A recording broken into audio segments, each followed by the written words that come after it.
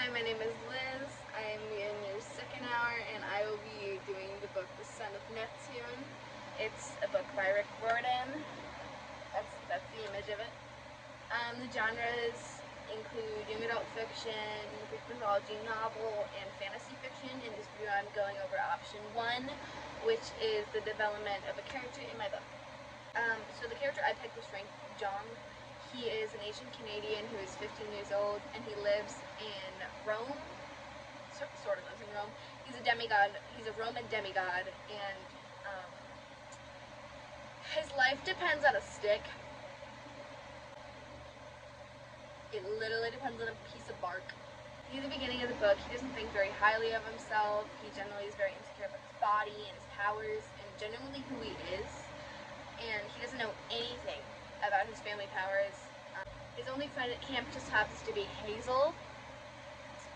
And like when you truly get into the book and you dive into it, like this is a little bit into it around this kind of section, you start to see Frank, and he's a little less insecure about himself. He takes part in the war game, and after the war games and their huge battle, he's discovered to be a child of Mars, who is the god of war. And his father gives him a staff, a medal, and he's chosen to be the leader of a quest. And he later takes Hazel and Percy to go with him. Near the middle of the book, he saves his friends from a bunch of baskies, which are basically snakes. They are legitimately snakes. This is important to the book because it shows him stepping up to be a leader and like really developing his skills and becoming less insecure.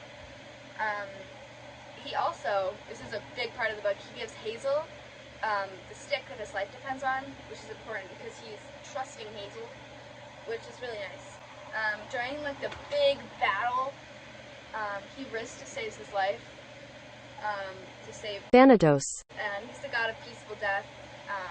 Because he does this, monsters can actually be killed, and the battle won't last forever, for eternity, because, you know, monsters will actually die.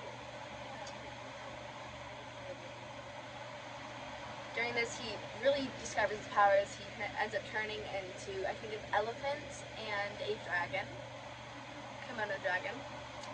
And he starts to think a lot more of himself. He's very confident, in fact. Honestly, I would be hugely confident. And he even ends up kissing Hazel. Near the end of the book, like the quest, like when the quest ended and they got back to camp, he succeeds, you know? That's great for him. He succeeds in his first ever quest. It shows him that he was a good leader, and he took this quest, he did the quest, and he succeeded with his quest, and it's remarkable to read. He meets his half-brother Tyson, who's also a son of Poseidon, which was really cool because he's developing more family members and he's connecting with others. Back to the main point. But when they get back to camp, there's a huge battle going on, and he ends up taking lead of his cohort, the 5th cohort, and he's being a great leader, and they defeat the enemies, and he ends up shape-shifting too, to like blow fire, be cool. And so basically, near the end of the book, you discover that he's a lot less self-conscious, and he's discovered his family's powers, and he's a lot more of a leader, and he's a great character to generally read about. And now the camp doesn't hate him for once, and he even got a girlfriend, which is honestly, that's a win in my book. That's the book.